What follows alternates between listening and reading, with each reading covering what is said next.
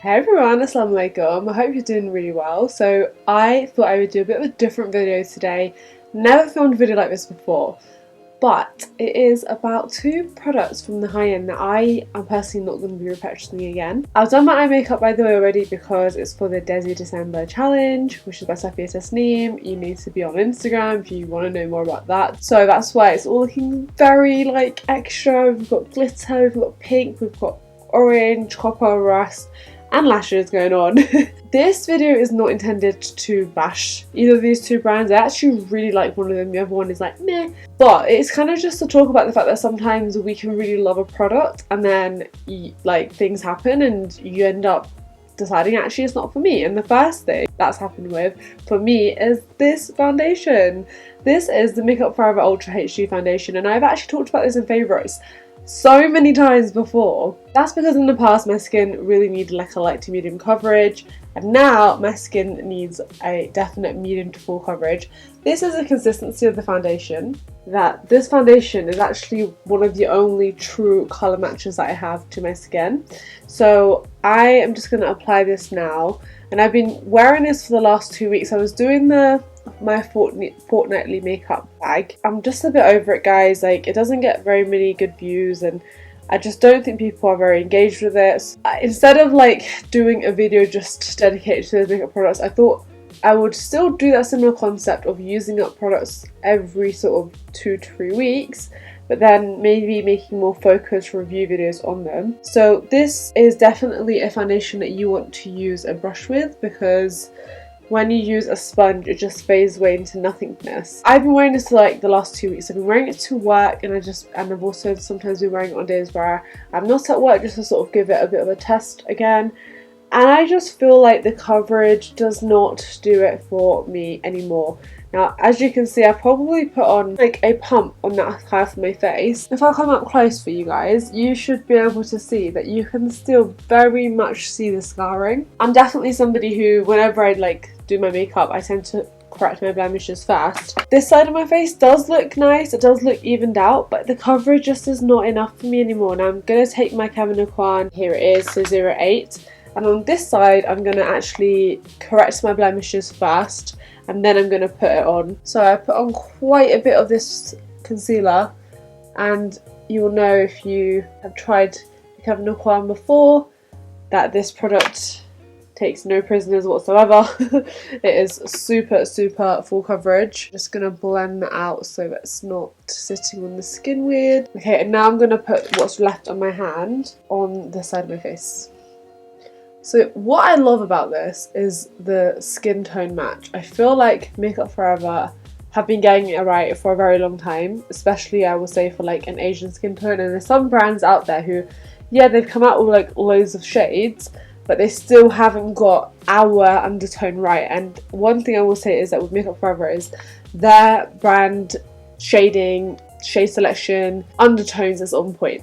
I mean, it's such a professional brand, and there's very little that I have not liked from Makeup Forever. I loved the Aqua lip liners. They did like a bronzer and like cream highlighter sort of duo thing, and they also, I really like their foundation stick. Their foundation stick was better coverage than this, but it was beautiful. It was so nice. And all three things I've just mentioned, they've discontinued, and that's what I don't understand about the brand. They have really great products and then they just take them away, and it's like, guys, I loved that product. I wanted to, you know, the Aqua lips, they are genuinely the best lip liners I've ever tried in my life. They had the perfect consistency, longevity, everything like that. They discontinued them. Like, it's just frustrating. It's just frustrating, honestly. The foundation stick I loved as well, and I would have repurchased it, and they discontinued it. Now, for me, unfortunately, this just does not give me the coverage I need. If I show you guys this side of my face, so you can see that even with the Kevyn Aucoin Skin Enhancer, you can still see the discoloration. So you might be saying, well, we might just need to use more products, but I'm at the stage now where I feel like if I need to use more than two and a half pumps of foundation, I don't want to use it anymore, because that means I'm just gonna have to get through so much of the foundation. And then there's one base product that I will make an exception for, and that's the Dior Face and Body. Absolutely gorgeous and a very buildable coverage. I did a review on that like maybe a year and a half, 2 years ago. This though, I'm just not satisfied with the overall coverage at all. The finish is beautiful. Like, the finish is dewy, luminous, my skin looks hydrated, my skin looks good, so I'll give it that the finish is really, really nice. But you know what I would use instead of this is the Fenty Hydrating Foundation. The shade 290 is really nice for me in the summertime, and I feel like it just gives like that tiny bit more coverage, and that coverage really does count. Yeah, I loved this foundation. This is probably my third bottle of this foundation, which is saying a lot because I have tried a lot of foundations, you know. Being like a beauty blogger, I want to try different formulations, I want to try different products, so I do own a lot of makeup, and for me to repurchase makeup says a lot, so this definitely is my favourite. I feel like if I hadn't started breaking out with a lot of acne and I didn't have a lot of scarring to deal with on a day-to-day basis, I would probably still be liking this, but unless you have very sort of even skin, I don't think this is like the best thing out there. There's definitely better products out there. I wouldn't be repurchasing this, and I think I just took for granted before, when I didn't have acne prone skin, that my skin could easily look pretty flawless, mashallah, you know, at the time, and that's just not the case anymore. So yeah, that's why I'm not going to be repurchasing that. And then I'm just going to quickly do my concealer, and I'll be right back for the second product that I will not be repurchasing. So I definitely need my bronzer, which I'm going to go on to in a minute, but I thought I'd try this powder out with you guys on camera. This is a Wet n Wild Photo Focus Loose Setting Powder.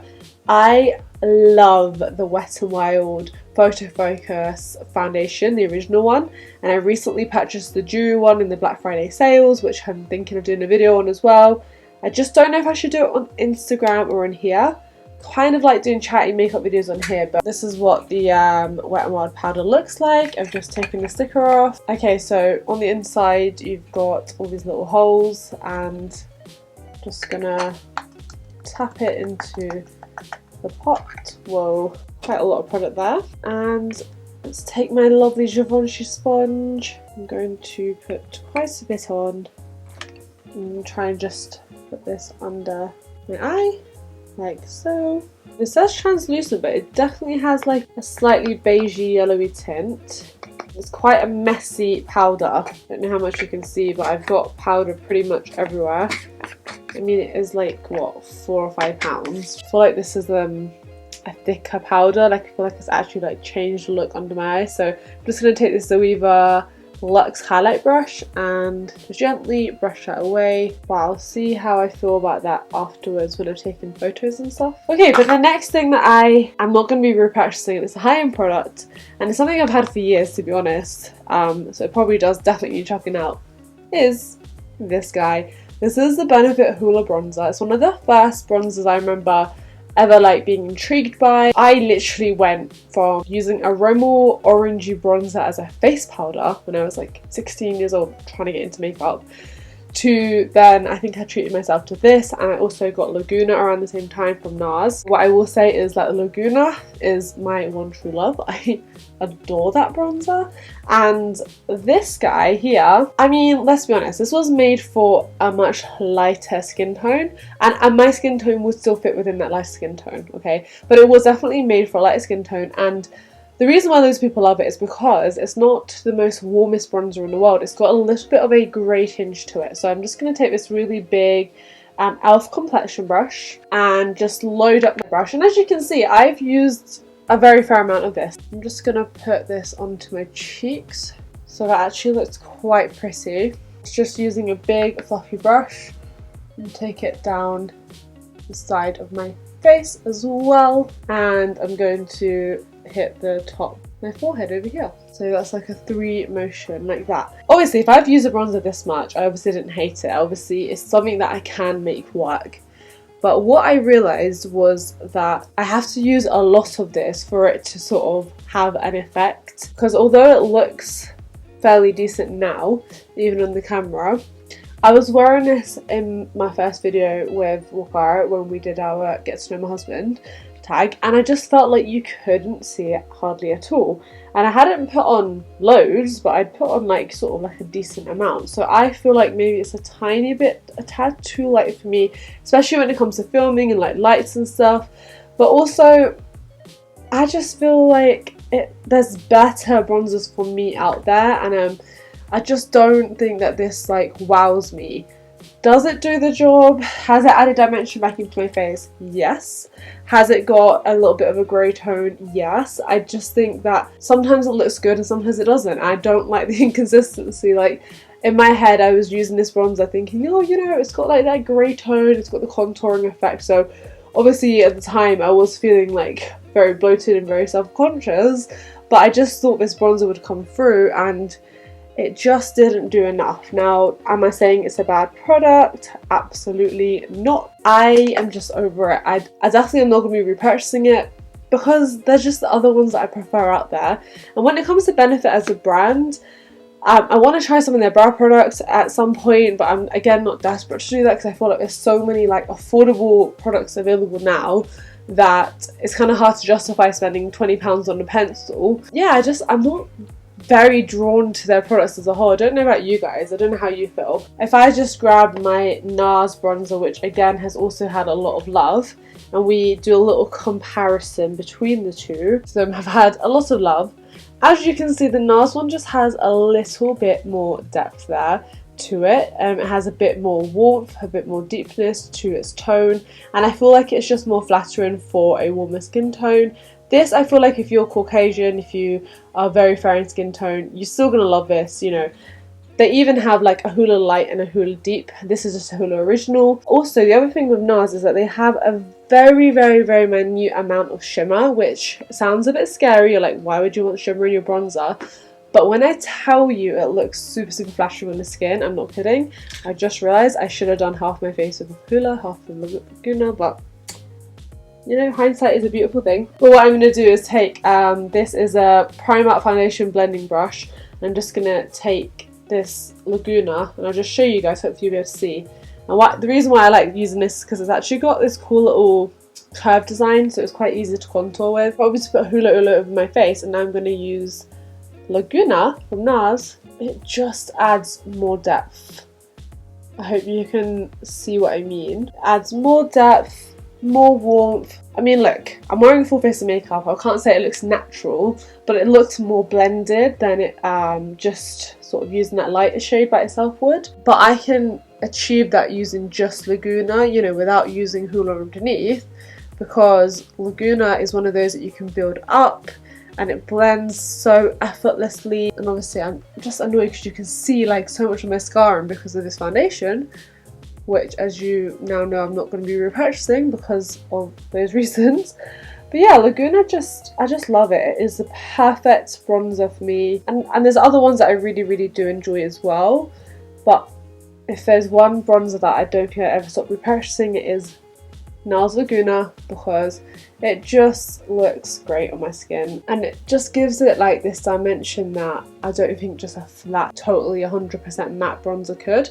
And that's not to say this has got like sparkly bits in it at all, it really doesn't, but it just has that slight bit of shimmer which when it's like blended into the skin it just looks beautiful. You can hardly tell at all, but the overall effect of it is really, really nice. So I hope that you guys found that interesting and useful. I feel like it's important to talk about things that went well and things that didn't go so well, and that shouldn't be like an offensive thing. Like, you can't like every single product from every single brand, and as I said, with both of these products I have gone through periods of absolutely loving them, but I just feel like now I'm over them, you know. I've moved on to different things, and that's just human nature. Like, that's what happens. We discover new things, we change our preferences, and that's alright, and it shouldn't be like an offensive thing. One thing NARS has discontinued is this gorgeous blush gilder, which is annoying.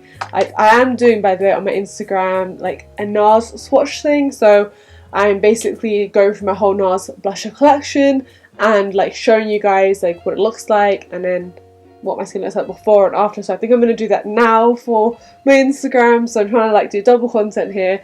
But yeah, let me know if there is anything in your makeup wardrobe that you absolutely love, that you're just over, that you probably wouldn't be repurchasing. I'm a little bit nervous about like posting a negative video, but hopefully you guys find it helpful, and let me know if you have the same opinions or different opinions. And yeah, I hope you enjoyed this video, and I will see you very soon in my next one. Take care, guys. Bye. So I've just finished doing my makeup. I think I might change my lip colour up a little bit, but I used this blush today, guys. look at that, but look how pretty it looks on the skin. It looks incredibly intimidating in the pan, and I did actually pat off quite a bit on the back of my hand, but that will have already been up on an Instagram reel if you've not seen it already. Take care guys, bye bye.